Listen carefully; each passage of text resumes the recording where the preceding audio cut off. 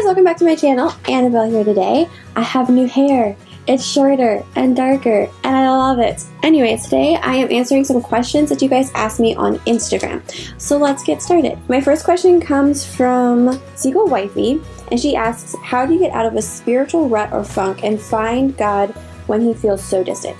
Okay. First off, it's a totally personal thing. So what I'm about to tell you might not, it helped me, but it might not help you. So you have to do some more research and find exactly what's going to help you, just FYI. Okay, so for me though, when I was in a spiritual rut a couple months ago, I decided to amp up my prayer life. And I was like, you know what? I'm not going to let this affect me. I'm going to really focus on pursuing God myself, and I'm going to find him. Okay, so what I did is I got my a journal, and I just wrote my prayers in it, and I made it a daily task just to write to God every day, to make myself really learn that spiritual discipline. The second thing I did is I found community. So I went to church Sunday mornings, and at where I go right now, they have this thing called College and Career on Thursday nights, and it's like Wednesday night church for college people and career-aged people. So it's really great. But just going to a church and worshiping with other believers, listening to somebody preach the word and hear their take on scripture really helps you and grows you subconsciously. Like, you may not even know it, but it does help you. So getting out, not staying in your own head and overthinking everything, and just allowing God to speak through other people really helps. In synopsis, pray, write in a prayer journal daily, make a daily habit to either write in the prayer journal, pray, or read the Bible, and get into a church. You don't have to go there and make a ton of friends or get really invested into it, but you have to go and worship with other believers, and you have to go and talk to other people and open up a little bit. So question number 2 comes from Mitzi Ramos, and she asks, when did you commit to a relationship with Christ, to seek him and want more of him? I would like to hear your story. Okay, so my personal story is one night when I was 6 years old, I was really upset. I just couldn't sleep, and I was crying and was just upset. My spirit was hurting. And so I went up to my parents, and they witnessed to me and asked if I wanted to accept Jesus into my heart, and I did. And so then I could go to sleep, and I was happy and fine. Well, being 6 years old, I didn't necessarily completely understand what it meant to give your life to Christ and to fully pursue him. I didn't live according to the Bible like I should have been, being a believer. So when I was 12, God really pricked my heart at a student weekend getaway. And so then when I was 12, I recommitted my life, because then I fully understood what it meant to live for Christ. So I committed fully to a relationship with Christ when I was 12. What made me want to seek more of him is the feeling of contentment, the feeling of joy, the feeling of comfort that I get when I read his word and when I pray and when I'm serving him to the best of my abilities. That's what really made me want to commit to him, and that's what makes me want to share him with you guys and give you guys advice and share my story, because it's all about him and what he does for us. So, okay, if you want to hear more of my story or more specifics, leave a comment here or down in the comments or on Instagram so I can answer more specifically for you. My next question comes from a friend on Instagram, and she asks, I want to know what advice you have for me if you've ever gone through the same thing. I have a friend I've known forever who I love very much. I am watching her make some unwise decisions simply because she is too naive to see her danger. I have tried guiding her, but it doesn't seem to be working. How can I approach her, sounding like I'm trying to be a know-it-all or too bossy, especially because I'm her age? I would love your outlook. I struggle with this so much.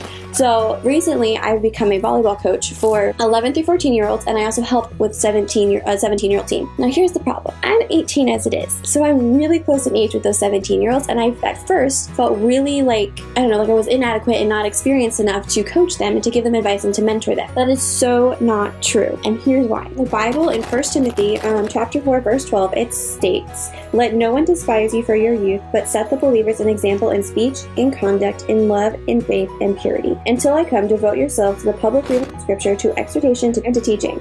Do not neglect the gift you have, which was given you by prophecy when the council of elders laid their hands on you.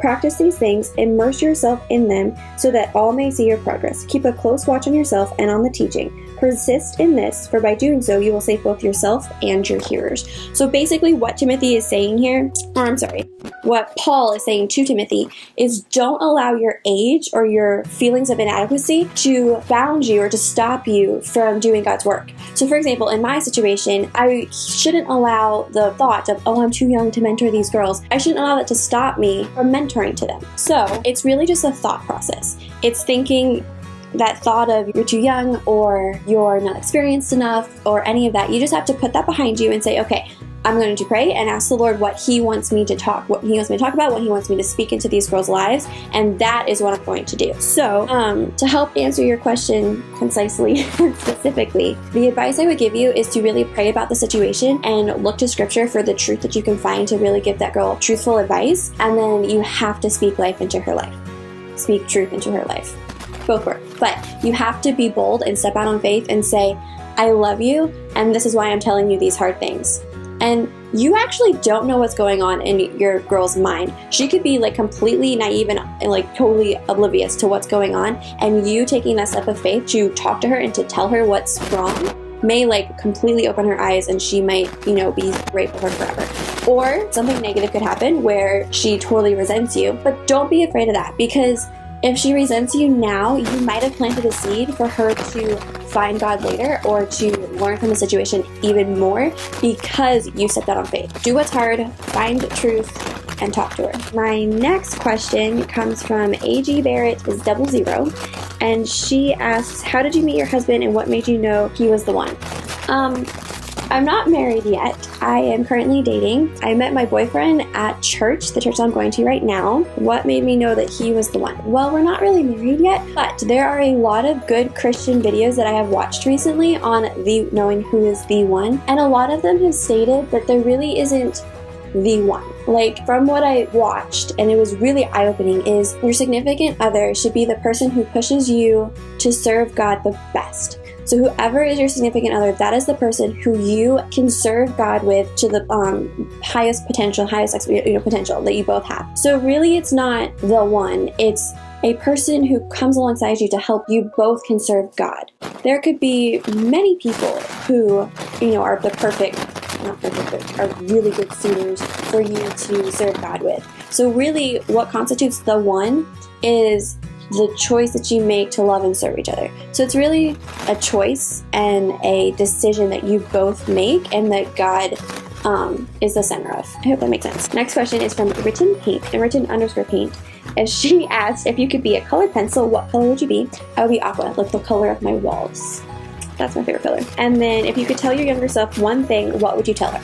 I would tell her to be confident. I would tell myself now to still be confident. Be confident in your body, be confident in your looks, be confident in your beauty, be confident in your heart, be confident in your school, be confident in your hair color, your hairstyle, your eye color, your whatever. Just be confident. Now, I'm not talking cocky, not like overconfident, but just you're not self-conscious of yourself. You're just like, this is me, this is who God has made me, and I'm going to serve God to the best of my ability because that's who I am. And you're not going to worry about, oh, how do I look? Oh, what do other people think about me? You're not going to worry about being judged. You're not going to worry about, I don't know, anything, because you're just like, this is who I am, this is who God has made me to be, and that's all of there is.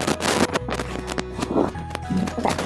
Sorry, cat. Anyways, what I was saying is, be confident. Be confident in yourself and in God.